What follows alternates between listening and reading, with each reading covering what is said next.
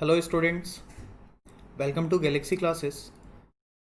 हम लोग centre of triangles का सीट डिस्कशन कर रहे थे, जिसमें 45 क्वेश्चन हम कंप्लीट कर चुके हैं। अभी हमारे पास 69 क्वेश्चन तक जाना है, तो लगभग 24 क्वेश्चन अराउंड अभी बचे हुए हैं। तो चलिए स्टार्ट करते हैं आज का क्लास और ट्राई करेंगे आज सारे क्वेश्चन हम ख़त्म कर दें।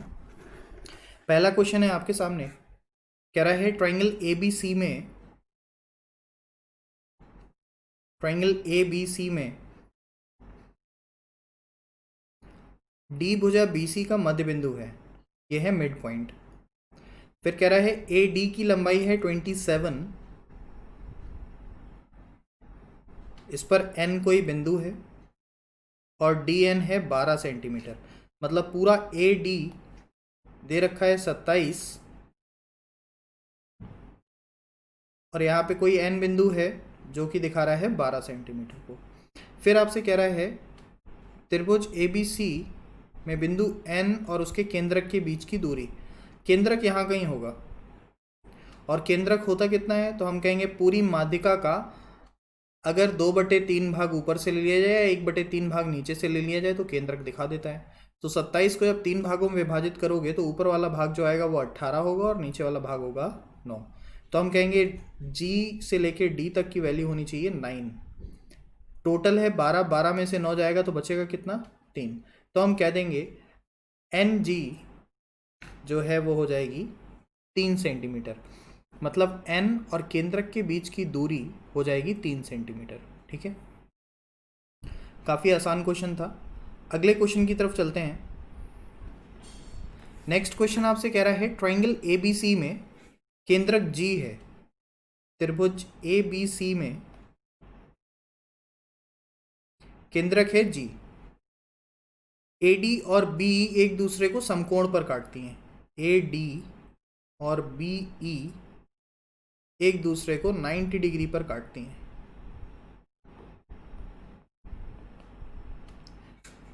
यदि ए डी और बी की लंबाई 9 और 12 है, 9 सेंटीमीटर और 12, ए डी की लंबाई है 9 सेंटीमीटर, अगर 9 होगी तो ये 6 और 3 में विभाजित होगी, और बी डी 12 है, अगर ये 12 होगी तो ये 4 और 8 में विभाजित होगी। इस तरह से तब ए बी की लंबाई ज्ञात करो। अब देखो आपसे कह रहा है ए बी की लंबाई बताओ, और हम जानते हैं ये दे रखा है 6 और ये दे रखा है 8, ये बना रहा है 90 डिग्री, तो ये हो जाएगी 6 8 10 और हमारा आंसर हो जाएगा 10 सेंटीमीटर। ए बी की लंबाई होगी वहाँ पे 10 सेंटीमीटर। क्लियर है ये बात। नेक्स्ट क्वेश्चन की तरफ चलते हैं।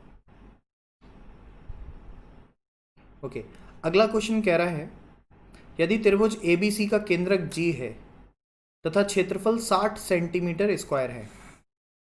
ट्रायंगल ए बी सी का केंद्रक है जी और क्षेत्रफल है इसका टोटल 60 सेंटीमीटर स्क्वायर, तो कह रहा है जी बी सी का क्षेत्रफल कितना होगा। जी बी सी का क्षेत्रफल कितना होगा। हम जानते हैं अगर हम इन तीनों को मिला दें इस तरह, तो ये 3 बराबर भागों में विभाजित होती है। टोटल अगर 3 यूनिट दिखा रहा है 60 को, तो हम कह देंगे 1 यूनिट का मान हो जाएगा 20 सेंटीमीटर और फाइनल आंसर हो जाएगा 20 सेंटीमीटर स्क्वायर।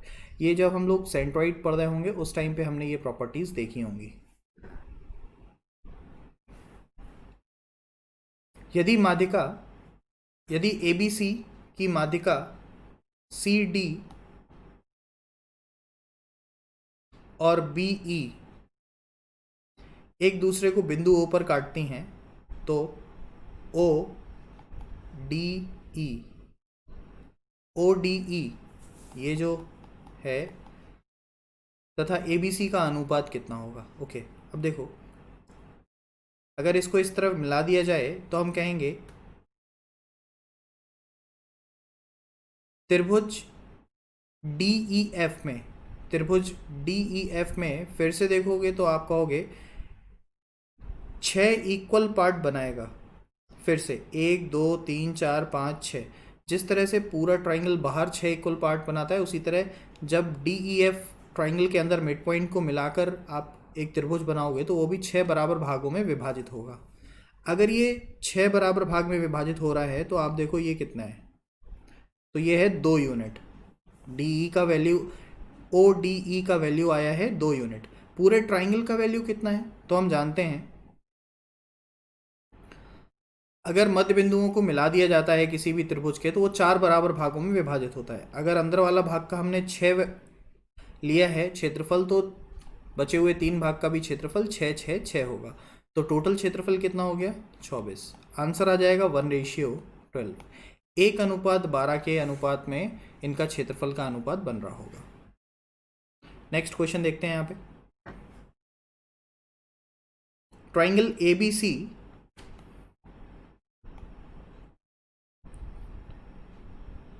भुजा BE AC को बिंदु E पर काटती है।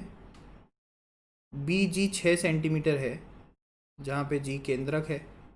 BE का मान बताओ। अगर ये 6 है तो ये बचा हुआ 3 होगा, क्योंकि हम जानते हैं कि पूरी माध्यिका 2:1 में डिवाइडेड होती है। तो BE का मान कितना हो जाएगा? हो जाएगा 9 सेंटीमीटर, और ये आंसर हो जाएगा। माध्यिका जो होती है वो पूरी केंद्रक के द्वारा 2:1 में डिवाइडेड होती है। नेक्स्ट क्वेश्चन की तरफ चलते हैं। कह रहा है दिए गए चित्र में PQR 90 डिग्री है। ये 90 डिग्री है, ठीक है। ट्राइंगल PQR का केंद्रक O है, ठीक है। PQ का वैल्यू दे रखा है 5, QR दे रखा है 12।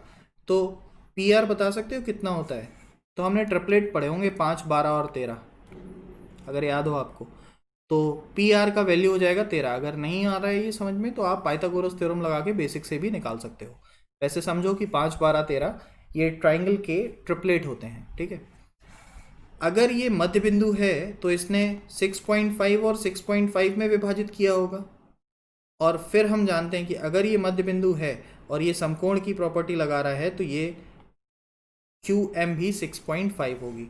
पूरी QM 6.5 है और O वहाँ पे केंद्रक है, तो ये 2:1 में डिवाइडेड होती है। तो 6.5 मल्टीप्लाई बाय 2/3 कर दोगे तो QO के बीच की दूरी निकल के आ जाएगी। पॉइंट हटाएंगे, 0 बढ़ाएंगे, कैंसिल करेंगे, 13 टाइम्स जाएगा 13/3। 13/3 काटोगे तो 4 से ही 1/3 सेंटीमीटर। ऑप्शन बी आपका करेक्ट आंसर यहाँ पे दे देगा। क्लियर है ये क्वेश्चन? नेक्स्ट क्वेश्चन देखते हैं यहाँ पे। यदि त्रिभुज ABC की माध्यिका AD, BE और CF एक दूसरे को G पर प्रतिच्छेद करती है, ठीक है। AB, AD, BE और CF बिंदु G पर काट रहे हैं एक दूसरे को, तब निम्न में से कौन सा करेक्ट होगा? ओके, देखो रिलेशन तो जैसा हम जानते हैं कि एक होता है ट्राइंगल की भुजाओं और माध्यिकाओं के बीच में, तो उन्हीं के हिसाब से देखते हैं कौन सा यहाँ पर रिलेशन काम कर रहा है या नहीं कर रहा है। पहला देखते हैं, GB और GC जोड़ देंगे तो 3GA के बराबर हो जाएगी। ये तो कोई रिलेशन नहीं है। GB और GC ऐड कर देंगे तो ये हमेशा छोटी होगी GA से, ये तो गलत बात है। ज़्यादा बड़ी होगी, अगर दो माध्यिकाओं को जोड़ोगे तो तीसरी से तो बड़ी होगी। ये वाला करेक्ट लग रहा है। GB और GC इन दोनों का सम तीसरे से हमेशा बड़ा होगा, तो ये वाला करेक्ट होगा हमारा। बराबर भी नहीं हो सकता। तो हम कह सकते हैं अगर दो माध्यिकाओं को जिस तरह से होता है किसी त्रिभुज के बारे में कि दो भुजाओं का योग तीसरी भुजा से हमेशा बड़ा होता है, इसी तरह माध्यिकाओं का भी है कि दो माध्यिकाओं का योग तीसरी माध्यिका से हमेशा बड़ा होता है।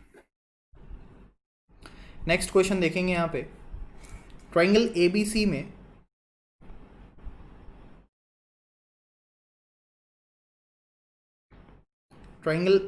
में केंद्रक है G, AD माध्यिका है। AD हमारे पास माध्यिका है जिसकी लंबाई है 12 सेंटीमीटर। अगर ये 12 सेंटीमीटर है तो ये 8 और 4 में बट रही होगी। तो AG का मान कितना है? 8 सेंटीमीटर। ये आपका आंसर होगा। अगला क्वेश्चन देखते हैं। कह रहा है ट्राइंगल ABC की दो माध्यिकाएं AD और BE एक दूसरे को समकोण पर काटती हैं, ठीक है। कोई ट्राइंगल है जिसकी दो माध्यिकाएं हैं जो कि एक दूसरे को समकोण पर काट रही हैं। ABC, AD और BE दो माध्यिकाएं हैं जो कि समकोण पर काट रही हैं। AD का वैल्यू है 9, AD का वैल्यू 9 है तो 6 और 3 में डिवाइड हो जाएगा। BE का वैल्यू है 6, BE का वैल्यू 6 है तो 2 और 4 में डिवाइड हो जाएगा। आपसे पूछ रहा है BD की लंबाई बताओ, यहाँ से लेके यहाँ तक की लंबाई पूछिए। अब देखो ये भी 90 होगा, ये भी 90 होगा, और फिर देख रहे हो आप तो आपको समझ में आ रहा होगा कि GBD एक अलग से 90 डिग्री बना रहा है 3 और 4 के साथ में, तो तीसरी भुजा कितनी हो जाएगी? 5 सेंटीमीटर हो जाएगी, और ये आपका आंसर दिखा देगा। नेक्स्ट क्वेश्चन देखते हैं। इन ट्राइंगल ABC AD और AD माध्यिका है। त्रिभुज ABC में AD माध्यिका है। आपसे बोला गया है AD upon BC equal to होता है 1/2। AD 1 यूनिट है तो पूरी लाइन BC 2 यूनिट है। 2 यूनिट का मतलब है ये बराबर बराबर विभाजित होगी तो 1 और 1 यूनिट होगी। अब समझो यहाँ पे एक बहुत अच्छा कॉन्सेप्ट निकल के आ रहा है। हमने पढ़ा होगा अर्धवृत्त पर बनने वाले सभी कोण समकोण होते हैं। उसका ये लॉजिक है कि यहाँ पे समकोण होता क्यों है, क्योंकि ये तीनों रेडियस का काम कर रहा होता है और तीनों भुजाएं बराबर होती हैं। तो आपको समझ में आ रहा होगा कि अगर ये 1 यूनिट 1 यूनिट और 1 यूनिट में है तो इसका मतलब एंगल A का वैल्यू कितना आ रहा होगा? 90 डिग्री हो रहा होगा। आपसे पूछा गया है ACB का, अच्छा एक एंगल दिया गया है BAD, ये एंगल दिया गया है 30, तो इस तरफ कितना हो जाएगा? 60, क्योंकि पूरा तो होने वाला है 90। और अगर ये भुजा इस भुजा के बराबर है तो ये 60 है, तो ये भी कितना होगा? 60। और हमसे पूछा गया है ACB का एंगल कितना हो जाएगा, तो हमारा आंसर होगा 60 डिग्री आंसर हो जाएगा। ये 30 है, इस तरफ 30 होगा, 60 है, इस तरफ भी 60 होगा, और ये आपका करेक्ट आंसर हो जाएगा। नेक्स्ट क्वेश्चन देखो, कह रहा है G is the centroid of triangle ABC and AB equal to 15 centimetre. बोल रहा है ट्राइंगल ABC में G जो है वो केंद्रक का काम कर रहा है। AB का वैल्यू है 15, BC का वैल्यू है 18 और AC का वैल्यू है 25। आपसे पूछ रहा है GD की लंबाई बताओ कितनी, ये लंबाई निकालनी है। ओके, सबसे पहले माध्यिका निकालना है। माध्यिका का फॉर्मूला मैंने आपको बताया था 1/2 अंडर रूट के अंदर 2B² plus 2C² minus A², ये होता है माध्यिका का फॉर्मूला। सॉल्व करते हैं इसको। 2B², B² का मतलब है 25 का स्क्वायर, तो 25 का स्क्वायर हो जाएगा 625 और गुणे 2 हो जाएगा तो 1250, 1250 प्लस 2C², C का मतलब है 15, 15 का स्क्वायर मतलब 225 और ये हो जाएगा 400। A² का वैल्यू हो जाएगा हमारे पास 324, 18 का स्क्वायर।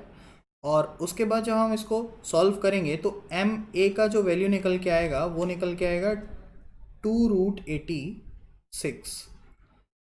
2√86 आने के बाद आपको समझ में आएगा कि AD का जो पूरा वैल्यू है, AD की लंबाई निकल के आई है 2√86। अब फिर आपसे पूछा जाएगा कि ये GD की लंबाई बताओ, तो आप कहोगे 2:1 में डिवाइडेड है, मतलब इसको 1/3 से मल्टीप्लाई आपको करना पड़ेगा। पूरी लाइन जो है वो 3 यूनिट की है, हमें उसका एक पार्ट चाहिए, तो 1/3 से मल्टीप्लाई करेंगे तो फाइनल आंसर हो जाएगा हमारे पास ऑप्शन D 2/3 √86, और ये है आपका फाइनल आंसर। नेक्स्ट क्वेश्चन देखते हैं यहाँ पे। यदि G त्रिभुज ABC का केंद्रक है, यदि G त्रिभुज ABC का केंद्रक है और कह रहा है AG इक्वल टू BC, ये अगर 2 यूनिट है क्योंकि 2:1 होगी तो BC भी पूरा 2 यूनिट है। 2 यूनिट होगी तो ये 1:1 में डिवाइडेड होगी। फिर से समझ में आया, 1:1 में डिवाइडेड होगी तो ये देखो तीनों भुजाएं अगर 1:1 में है तो ये वाला एंगल कितने का होगा? 90 डिग्री का। अगला यही पूछा गया है, BGC का वैल्यू कितना हो जाएगा, तो हमारा आंसर हो जाएगा 90 डिग्री, क्योंकि तीनों 1 1 1 है और ऐसा तभी होता है जब ऊपर 90 डिग्री का एंगल बन रहा होता है। अगला क्वेश्चन देखते हैं। ओके, ये अच्छा क्वेश्चन है, ध्यान से देखिएगा। आपसे कह रहा है ट्राइंगल ABC में I जो है वो अंतः केंद्र है। अंतः केंद्र का मतलब दो बराबर भागों में जब बांटेंगे तो वो अंतः केंद्र पर जाके मिल रहा होगा। इसी तरह से आपसे कह रहा है ओ जो है वो ऑर्थो सेंटर है। ऑर्थो सेंटर का मतलब है कुछ इस तरह से, ठीक है। अब कह रहा है एंगल ए बी सी का वैल्यू, रुक जाइए, ए आई को आगे बढ़ाया जाता है तो बिंदु डी पर काटती है, परिवृत्त में आगे बिंदु डी पर काट रही है कहीं, ठीक है। इसको आपने आगे बढ़ा दिया गया और ये डी पर काट रही है। फिर कह दिया है ए बी सी बराबर है एक्स। अगर ए बी सी बराबर एक्स है तो ये हो जाएगा एक्स अपॉन टू और एक्स अपॉन टू, क्योंकि पूरा एक्स होगा तो आधा आधा बांटेगा। B I D, B I D ये वैल्यू है वाई, ठीक है। और B O D, B O, अच्छा बी ओ डी ये अलग है, ठीक है। इसको मैं अलग कलर से मेंशन कर रहा हूँ, देखिएगा ध्यान से। बी से एक लाइन और निकल के जाएगा जो कि पहले ओ के पास तक जाएगा और फिर जाएगा डी के पास तक। बी ओ डी दिखा रखा है इसने जेड, ओके। अब एक बात समझो, किसी भी ट्राइंगल में जो ऑर्थो सेंटर होता है, सॉरी जो सरकम सेंटर होता है, अगर वो z दे दिया जाए तो ये हो जाएगा z/2। सेम वही है कि अगर ये z है, वो अगर यहाँ पे z दे रखा है तो ऊपर वाला जो एंगल होगा, यानी कि ये जो एंगल होगा हमारे पास, ये होगा z/2। फिर आप इस एंगल को जो y दिखाया गया है कह सकते हो कि दोनों समदूरस्थ कोणों के योग के बराबर होगा एक्सटर्नल एंगल की वजह से। तो हम लिख सकते हैं y इक्वल टू होगा x/2 प्लस z/2। और ठीक से सॉल्व करेंगे तो फिर इसको लिख के आ जाएगा x plus z/y equals to 2। और यही हमसे पूछा गया था x प्लस z/y का वैल्यू कितना, तो आंसर लगा देंगे हम 2। x plus z/y equal to यहाँ पे हो जाएगा 2। देखो यहाँ पे दो तीन प्रॉपर्टीज़ एक साथ काम कर रही हैं। सबसे पहले उसने x और x का वैल्यू दिया है तो x/2 रखेंगे, y का वैल्यू उसने दिया है उसको एज इट इज़ रखेंगे, z का वैल्यू दिया है, z के वैल्यू से हमने परिवृत्त पर एक कोण बनाया जो है z/2, और फिर z/2 और x/2 आपस में जोड़कर y दिखा रहे हैं क्योंकि एक्सटर्नल एंगल की प्रॉपर्टी फॉलो कर रहा है। सॉल्व करेंगे तो आपके सामने आंसर आ जाएगा 2। अगला क्वेश्चन देखते हैं हम यहाँ पे। किसी अधिक कोण ABC, किसी अधिक कोण ABC में एंगल A और O, एंगल A अधिक कोण है और O इसका लंब केंद्र है, ओके।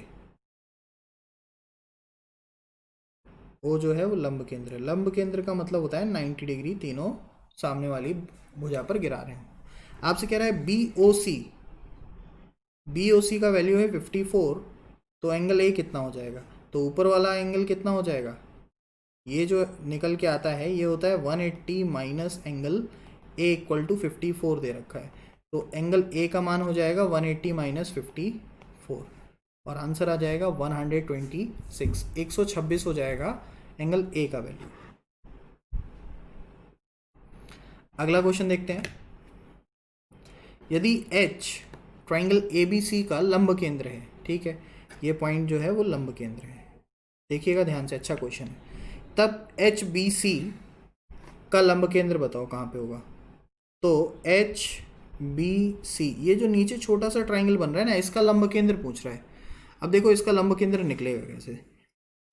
सबसे पहले लंब केंद्र निकालने के लिए समझो कि तीनों बिंदुओं से, तीनों दिए गए बिंदुओं से हमें सामने वाली भुजा पर लंब डालना पड़ता है।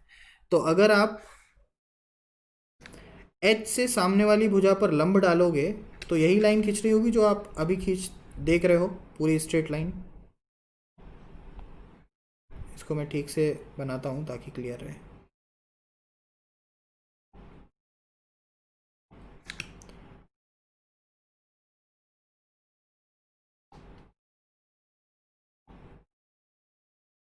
ये जो त्रिभुज है HBC आपको दिख रहा है, इसमें हमें लंब केंद्र बनाना है। अगर हम H से, पॉइंट H से सामने वाली भुजा पर लंब डालेंगे तो कुछ इस तरह से जारी होगी। और यही लाइन पीछे की तरफ भी आप बढ़ा सकते हो इस तरह से कुछ, ठीक है।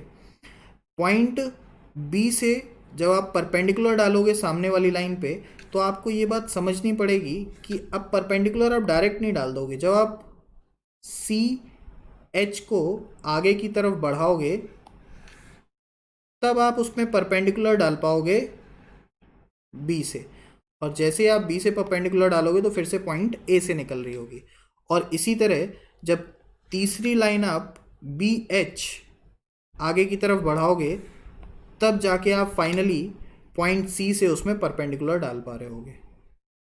तो अब आप ऐसे समझो कि एक परपेंडिकुलर ये डाला है आपने, दूसरा ये है और तीसरा ये है। ये तीनों परपेंडिकुलर एक बिंदु पर मिल रहे हैं जाके, और वो पॉइंट है ए। तो हम कह सकते हैं कि ए जो है वो एच बी सी का लंब केंद्र होगा। ए बी सी का लंब केंद्र एच है, एच बी सी का लंब केंद्र होगा ए। ये हमेशा होता है, ठीक है। होप आपको समझ में आया होगा। अगले क्वेश्चन की तरफ चलते हैं। ओके, ये अच्छा क्वेश्चन देखो। ये 90 दे रखा है, 6 8 तो ये हो जाएगा 10, और फिर ये 90 दे रखा है पूरा। तो 10 के साथ कितना लगे ताकि 26 आ जाए, तो यहाँ आ जाएगा 24। और पी क्यू क्या पूछा गया है, पी क्यू आर का क्षेत्रफल पूछा गया है। बड़े वाले ट्राइंगल का क्षेत्रफल पूछा गया है, तो हो जाएगा 1/2 बेस 24 इंटू हाइट 10। सॉल्व करेंगे तो आंसर आ जाएगा 120। ये आंसर करेक्ट हो जाएगा। यहाँ पे आपको 2 बार पाइथागोरस थ्योरम का यूज़ करना था, एक बार 10 आता है, दूसरा बार 24 आएगा। नेक्स्ट क्वेश्चन की तरफ चलते हैं। ओके, इसके लिए एक प्रॉपर्टी देखो। कोई ट्राइंगल है ए बी सी, अगर एंगल ए को समद्विभाजित किया जाता है तो ये रेशियो इस लाइन के और ये रेशियो इस लाइन के अनुपात के बराबर होगा। सेम वही चीज़ है। 3 यूनिट है जो कि इस लाइन को रिप्रेजेंट कर रहा है, 4 यूनिट है जो कि इस लाइन को रिप्रेजेंट कर रहा है। तो 4 यूनिट की वैल्यू है 7 सेंटीमीटर, तो 3 यूनिट की वैल्यू आपसे पूछ रहा है कितना हो जाएगी, हो जाएगा 5.25। क्लियर है। नेक्स्ट क्वेश्चन देखते हैं। ट्राइंगल ए बी सी में बी सी पर कोई बिंदु डी है। ट्राइंगल ए बी सी में मुझे बी सी पर कोई बिंदु डी है, और दे रखा है ए बी और ए सी का जो वैल्यू है वो बी डी और वी सी के बराबर है। इसका मतलब इसने 2 बराबर भागों में इसको विभाजित किया है, क्योंकि ये रिलेशन दे रखा है। फिर एंगल बी बराबर 17 और एंगल सी बराबर 50, तो एंगल ए कितना हो जाएगा, तो हम कहेंगे 60, और 60 आधा आधा विभाजित होगा तो 30 और 30 2 भागों में विभाजित होगा। पूछ क्या रहा है, बी ए डी का मान बताओ, तो बी ए डी का मान हो जाएगा 30।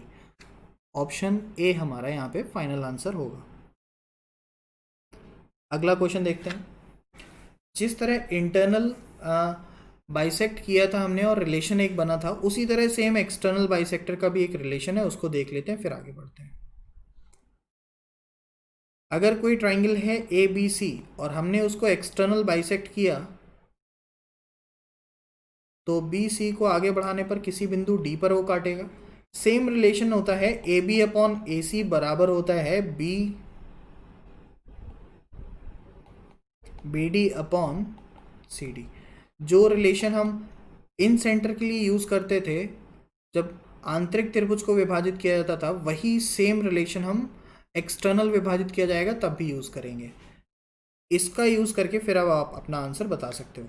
ए बी का वैल्यू दे रखा है 12, ए सी का वैल्यू दे रखा है 8, बी सी का वैल्यू दे रखा है 4, सी डी का वैल्यू आप x मानो और सॉल्व करके आंसर बता दो।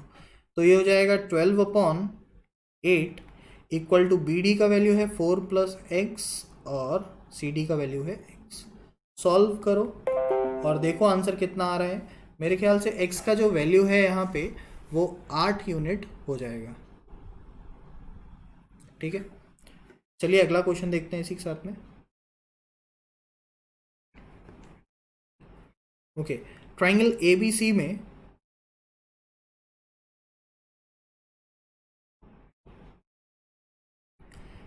डी ई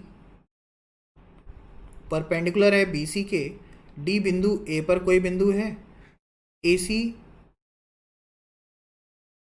और ई ए सी पर कोई बिंदु है। ठीक है, यदि भुजा डी ई ए बी सी को दो बराबर क्षेत्रफल में भागों में बांटती है। अब वही रिलेशन है, ये 1 और 1 यूनिट में बांट दिया है। बहुत बार ये क्वेश्चन हम लोग कर चुके हैं, 3 दिन से लगातार, मेरे ख्याल से शायद तीसरी बार हो रहा है। तो ये हो जाएगा 1 यूनिट और ये पूरा हो जाएगा √2 यूनिट, क्योंकि पूरा क्षेत्रफल 2 है तो इसकी भुजा जो हो जाएगी वो हो जाएगी √2। देन आप कह सकते हो, आपसे पूछ रहा है डी बी का वैल्यू होगा √2 - 1 और ए बी हो जाएगा पूरा पूरा √2, और ये आपका आंसर हो जाएगा। ऑप्शन बी आपका यहाँ पे करेक्ट आंसर होगा इसका। नेक्स्ट क्वेश्चन देखते हैं। Triangle A B C is a triangle जहाँ पे ए बी का वैल्यू दे रखा है 3, ए सी का वैल्यू दे रखा है 5, तो ए डी माध्यिका है। तो आपसे कह रहा है बी सी पर तब कौन सा कथन सही है। ठीक है, ओके, देखते हैं। ए डी हमेशा 4 और 5 से बड़ा होगा, नहीं होगा। देखो एक रिलेशन बताता हूँ, दोनों भुजाओं को अगर जोड़ा जाए ए बी प्लस ए सी, तो ये हमेशा बड़ा होगा 2 ऑफ ए डी के 2 गुने से हमेशा ये बड़ा होगा। इसको ही लेके बस हमें चलना है। 3 + 5 हमेशा बड़ा होगा 2 ऑफ ए डी, तो ये हो जाएगा 8/2 ए डी। तो ए डी का वैल्यू जो है वो आप देख रहे हो कि ये हमेशा 4 से कम होगा, और ऑप्शन सी इसको दिखा रहा है। ए डी का वैल्यू हमने यहाँ पे निकाला है, वो निकाला है A D is less than 4, हमेशा 4 से कम होगा। तो हमारा आंसर हो जाएगा ऑप्शन सी। नेक्स्ट क्वेश्चन देखते हैं। ट्राइंगल ए बी सी में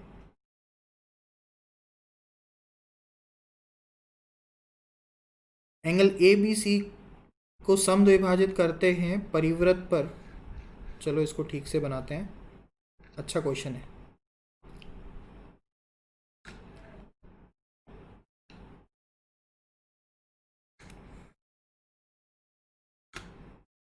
यहाँ पे कोई एक ट्राइंगल दे रखा है और फिर आपसे कहा जा रहा है इस ट्राइंगल ए बी सी को समद्विभाजित किया जाता है और सामने वाली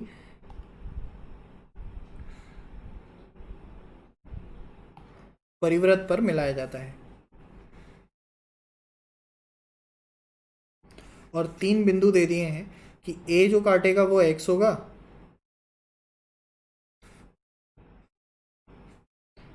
x तक गया है, b ने जो काटा है वो y, और ये गया है z तक। फिर आपसे कह रहा है यदि एंगल a जो है वो 50 डिग्री है, ये है पूरा 50। फिर कह रहा है C Y Z, okay,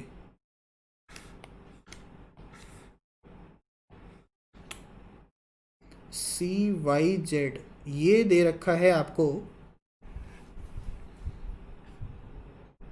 sorry C Z Y दे रखा है आपको 30 डिग्री, ये दे रखा है 30 डिग्री।